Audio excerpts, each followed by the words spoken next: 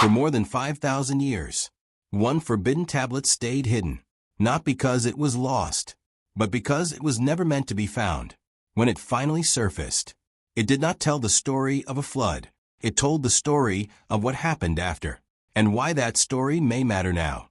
In January 2018, a German translator named Friedrich Vosberg finished decoding a broken clay tablet found by looters near Mosul 3 years earlier. The piece was catalogued as EN 127, part of a larger work Iraqi authorities had quietly been putting back together from pieces sold on the black market after the 2003 invasion. Vosberg sent his first translation to a small academic journal in Leipzig. The paper was accepted, set for summer publication, and then pulled back without explanation. 3 weeks later, Vosberg announced his retirement from a 30-year career. He gave no interviews. He stopped replying to colleagues. The journal editor still will not discuss the matter, and the translation he sent contains a sentence that has never appeared in any other Sumerian text in the public record. It tells what happened to the god Enki after he disobeyed the Anunnaki council and warned a human being about the coming flood. It tells of the trial, the verdict, the binding, and the exact condition for Enki's release. Anyone who knows the Sumerian record knows the basic shape of the flood story. The Anunnaki Council decided humanity had grown too many and too loud, and they voted to erase the experiment with a flood. One member of the council, Enki, lord of fresh water and the maker of the human form itself, refused to accept the silence required by the vote. He found a way around it. He warned a man named Ziusudra, who built a vessel, and humanity survived. That much has been in the Atrahasis epic, in the Eridu, Genesis, and in academic translation for over a century. What has never been in the academic record until Vosberg's withdrawn paper is what the council did to Enki afterward. There is a reason for that missing part. That reason is in EN 127 itself. Vosberg's translation begins with a strange frame. The tablet is written not in the voice of a scribe, telling events from the outside, but as a transcript. The first 6 lines say that what follows is the record of the speaking written down by the hand of Adapa, seen by 7. Adapa, in Sumerian tradition, was a priest of Enki at the city of Eridu, sometimes called the first sage and the bringer of crafts to mankind. The idea that Adapa physically saw and wrote down an Anunnaki council hearing is itself unusual. No other tablet gives him that role. The transcript opens with the council asking Enki one direct question. Did you speak to the man Ziusudra about the coming of the waters? Enki's answer, written word for word, is technically a denial. He says, I did not speak to the man. I spoke to the wall of reeds. The reeds heard me. What the reeds did with what they heard is not my matter. This is the famous loophole hinted at in surviving pieces of the Atrahasis epic, but never before quoted in full from a single source. Enki could not directly break the ruling that no Anunnaki shall warn humanity, so he stood outside the reed wall of Ziusudra's house and spoke to the wall itself. Ziusudra, sleeping on the other side of that wall, heard every word. Technically, Enki did not warn a human being. He gave a speech to architecture. The council was not amused by that difference. The second section names the being that reported Enki's loophole to the higher authority. The name in the transcript is Ninshubur, and what is striking is that Ninshubur, in every other Sumerian text we have, is described as the loyal vizier of the goddess Inanna. She is not linked with spying or council enforcement. in any other work. Yet here, she is the one who saw Enki at the reed wall, the one who reported what he was doing. The transcript gives a partial explanation. Ninshuber is written as saying, I serve the order above. The order above is greater than the love of any one house. The transcript does not say what the order above is. In the wider Sumerian cosmology, there are 3 levels of authority above the council itself. Anu, the high sky father, the Apsu, the first waters from which the gods themselves were born, and the source.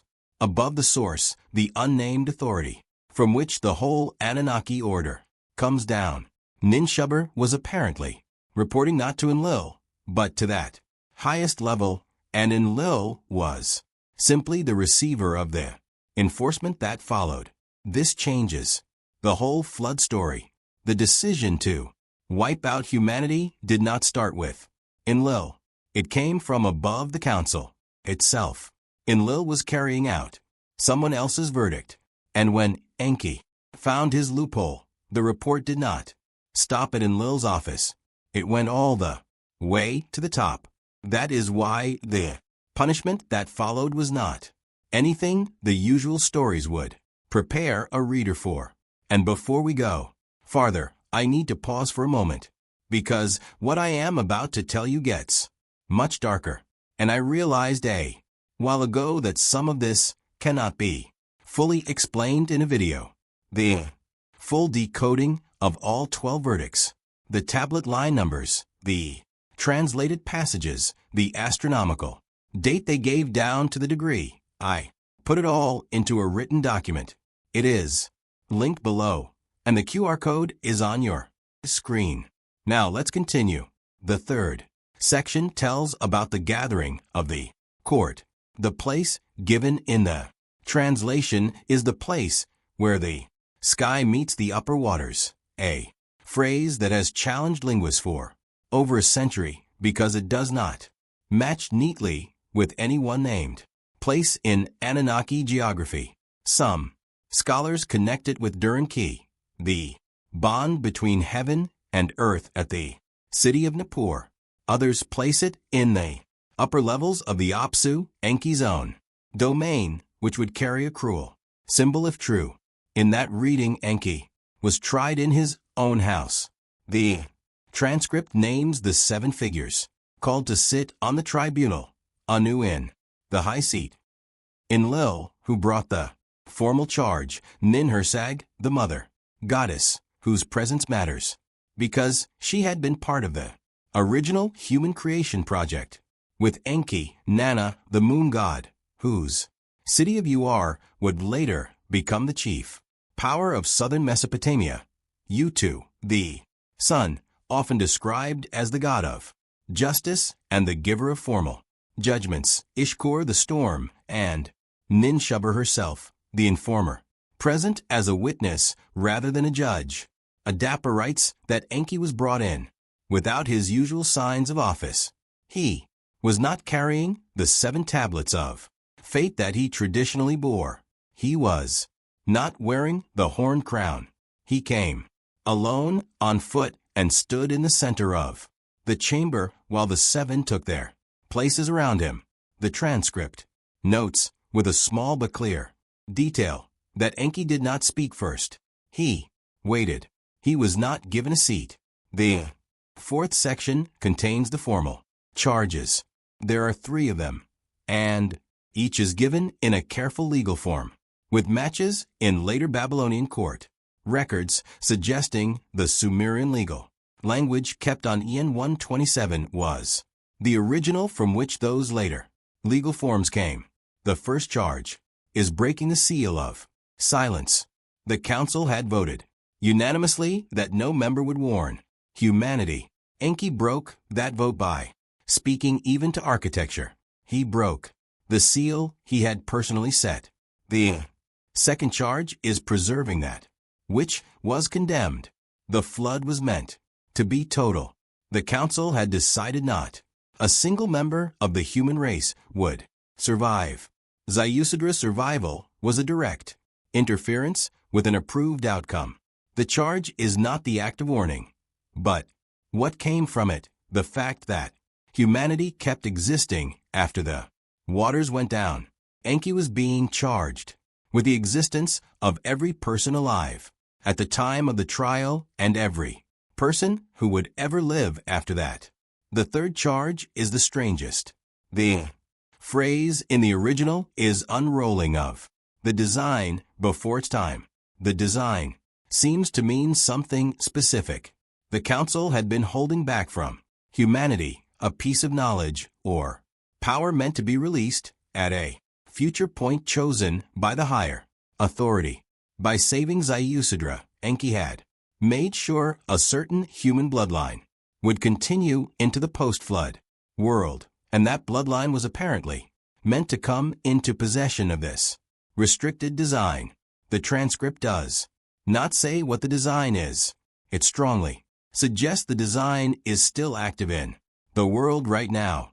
The fifth section is Enki's defense, the longest single speech on EN 127. Vosburg's translation runs to nearly 400 lines in the original tablet count. What it comes down to is one argument, repeated with several supports. The humans are mine. I made them, shaped them from clay, put breath in their lungs. The council voted to destroy something that did not belong to the council. It belonged to me, and I am within my rights to save what is mine.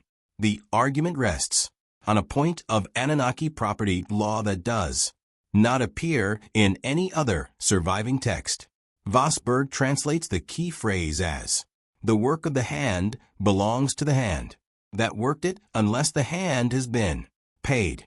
Enki is saying that, since he was never paid for the creation of humanity, since the council took the creation for its own purposes, without ever settling the account with him for his work, the humans remained legally his.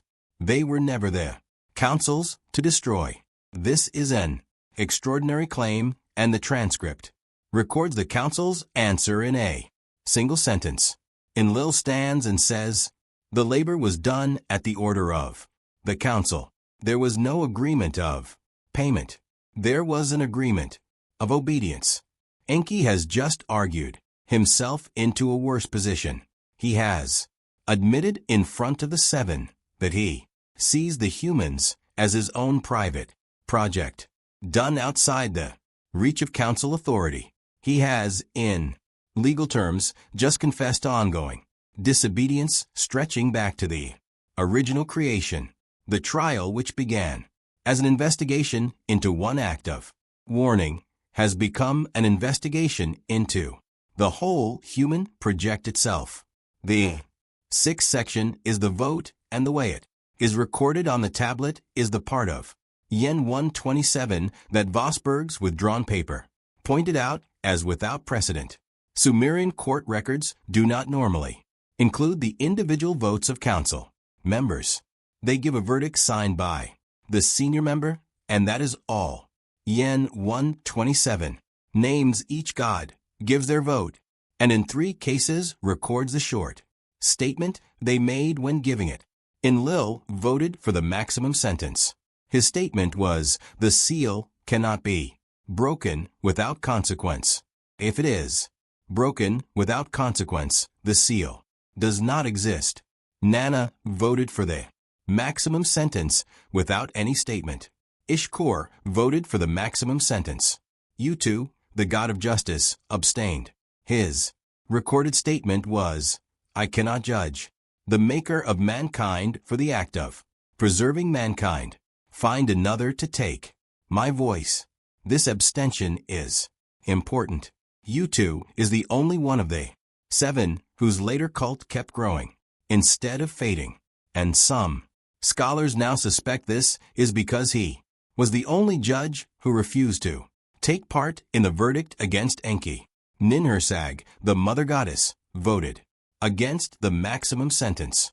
Her statement was, "What was made cannot be unmade by punishing the maker. The making is already done. The humans walk the earth. Punish him if you must, but do not pretend the punishment undoes the act. Ninshuber, as a witness rather than a judge, did not vote. That left Anu, the Sky Father, with a tied tribunal and a final decision to make.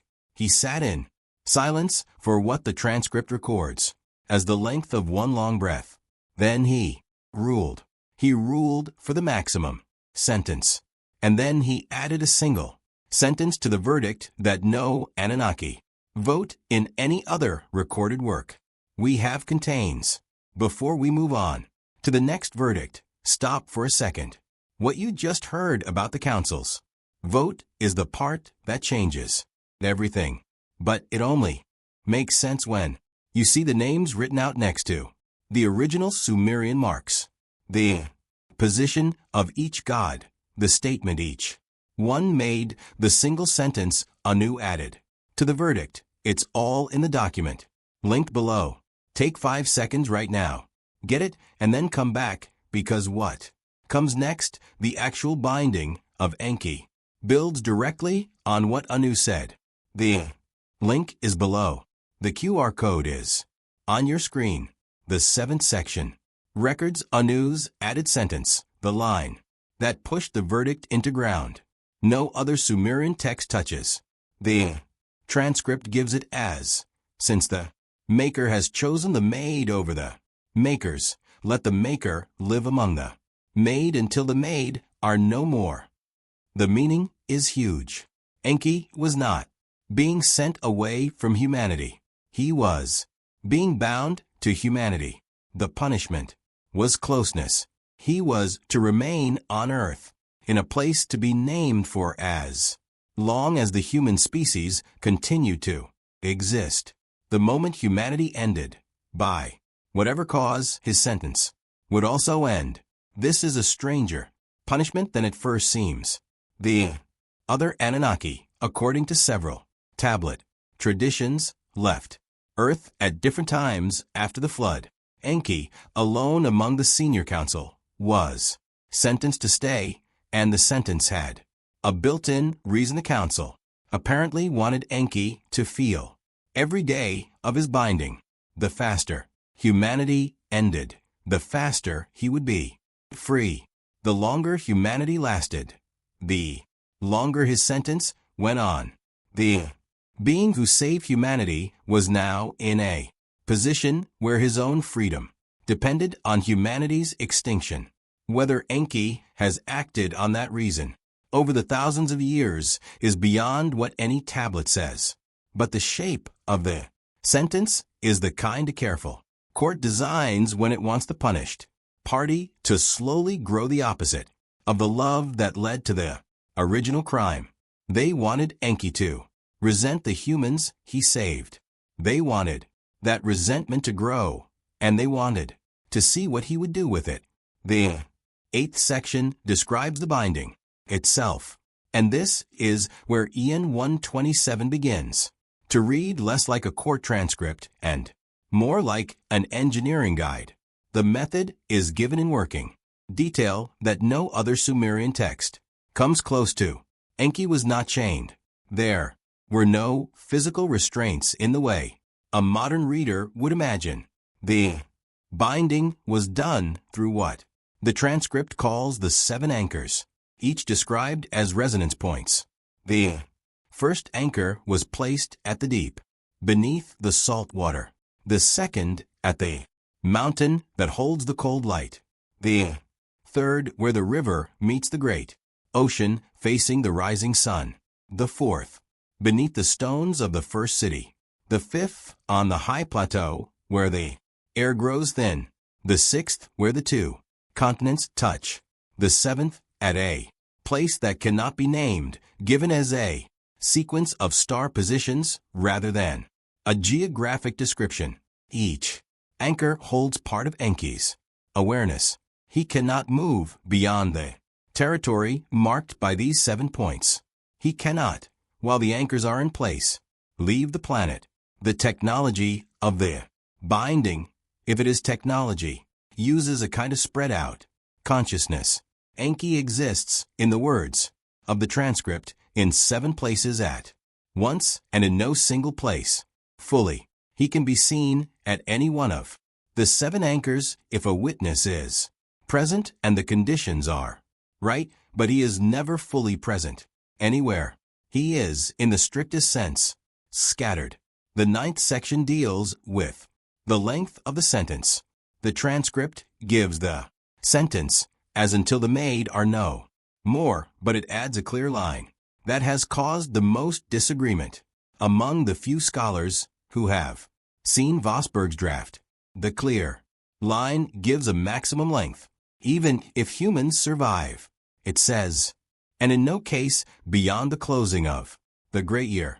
The great year in Sumerian astronomy means a period linked to the precession of the equinoxes, the slow wobble of the Earth's axis that causes the pole star to change over a cycle of about 26,000 years.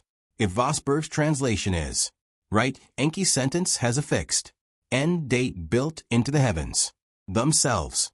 No matter whether humanity survives or dies out, the binding ends at the close of the current precessional cycle. That cycle, by every astronomical measure known to modern science, is closing. The window is now. The window is, depending on the calculation, within the lifetime of almost everyone alive today. The 7 anchors were set to release at that astronomical event, tied not to any human calendar and not to any political decision, but to one specific alignment of stars no human authority can delay or speed up. The being who was sentenced to wait among the made until the cycle closed has been waiting for nearly the whole cycle, and the cycle is in its final stage. The 10th section returns to the witnesses.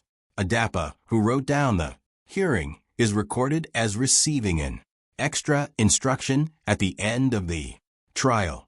The instruction came from Anu directly, and it was simple. The tablet is to be made. The tablet is to be hidden. The tablet is to be revealed when the alignment is near and not before. This is the part of the text that more than any other explains why Yen 127 came out of a looter's cache in northern Iraq in the early 21st century rather than from any known excavation site of the previous 2 centuries. The Sumerian elite who knew about the tablet, the priesthood of Eridadat, came from Adapa's line, did not allow it to be found. They kept it. They moved it. They hid it through invasion after invasion, through the rise and fall of Babylon, through the Persian, Greek, Arab, and Mongol conquests, through the Ottoman period, and the Baathist era. For 5,000 years, the priesthood of the binding kept that tablet hidden. Then, in 2003, in the chaos after the invasion, the chain of custody broke. The pieces of the larger work appeared on the black market for antiquities. It took 15 years for enough pieces to be quietly recovered and put back together for Vosburg to try a translation. He finished the work in December of 2017, sent his paper in January 2018, and by April the paper had been withdrawn. His career was over, and the tablet had vanished from the public record. The 11th section is not on the tablet itself. It is the pattern that appears when Ien 127 is placed next to the surviving binding myths of cultures that, according to mainstream history, had no contact with ancient Sumer. The Greeks have Prometheus, the divine figure who gave fire to humanity against the will of the council of gods, bound to a rock at the edge of the world, tortured by an eagle that returned every day. The binding would end when a hero released him. The Norse have Loki, the trickster who interfered with the gods' plans for humanity, bound in a cave with serpent venom dripping onto his face, whose bindings would hold until Ragnarok, the final astronomical event that ends the current cycle. The Hebrew tradition has the rebellious one, sometimes named Lucifer, who acted against the council on behalf of humanity, bound in a deep place whose release is tied to a specific time at the end of the age. The Mesoamerican tradition has Quetzalcoatl, the bringer of knowledge to humans, who was sent away from his people, but promised to return at a specific astronomical alignment. The pattern is too consistent to be chance and too specific to be just archetype. Every major civilization that left a written record describes the same figure, a helper of humanity, punished by a council, bound in a far place, released at the close of a great cycle. Yen 127 may be the earliest surviving version of the story. It may not be the first, but it is the most detailed account we have of a story humanity has been telling itself for as long as it could. Right. The 12th and final section contains the release condition. Anu in. The transcript names a single event that will trigger the unbinding. The event is given in language that took Vosburg the longest to translate because the original wording depends on technical Sumerian astronomical words that have very few modern equivalents. The closest wording Vosburg reached is the meeting of the seventh point with the throne of the bull at the hour when the bond loosens. In the year that the maid first reach beyond the breadth of the world.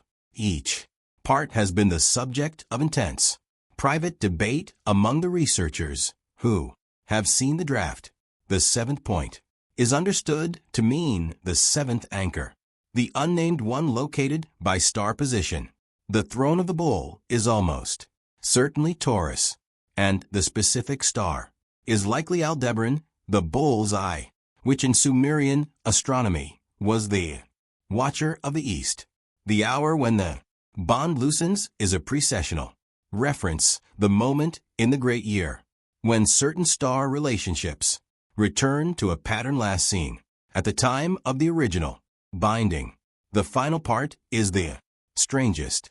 The maid first reach beyond the breadth of the world. The breadth of the world in Sumerian usage means the atmosphere. To reach beyond the breadth of the world is to go into space. The release condition says that humanity must have reached beyond the atmosphere before the unbinding can finish. The first time a human being left the atmosphere of Earth was April of 1961. The final condition for Enki's release was met within living memory. The remaining condition is the astronomical one, and the astronomical one is now Vosburg's paper, The One, withdrawn from the Leipzig Journal in 2018, contained a final note he wrote himself, separate from the translation. He observed that EN 127 was clearly part of a larger work that would have included more tablets describing the actual release event, and that he believed at least 4 more tablets in the same series existed somewhere. If those tablets appeared, the picture would become clear enough to either confirm or rule out the implications of EN 127. The remaining tablets have not appeared publicly. EN 127 itself was last documented in a private collection in Geneva in late 2019. The collector has not made it available for any further study. The Iraqi government has issued no statement. Vosburg remains retired and has not given an interview since. What the tablet describes, taken at face value, is a court hearing, a sentence, an account of a being bound to this planet by a method involving 7 physical places for a length tied to 1 astronomical cycle, now in its final phase. A record of when the binding ends, which is now. Whether you take this seriously is up to you. The tablet exists, the translator exists, the withdrawal of the paper exists, the pattern across cultures exists. The astronomical cycle is real, and in its Final phase. The first human flight beyond the atmosphere happened in 1961. What remains impossible to check is the main claim, the one Vosberg ended his paper with in a sentence written in German that roughly translates as follows. If the tablet is what it seems to be, then somewhere in one of 7 specific places on this earth, a presence has been waiting for the cycle to close. The closing is no longer something to be predicted. It is something to be watched. The stars are almost in place. The atmosphere has been crossed. The maker is about to be released into the company of the maid. And the maid should consider, before that moment arrives, what kind of welcome they plan to offer. The only one of the council, whoever defied it on their behalf,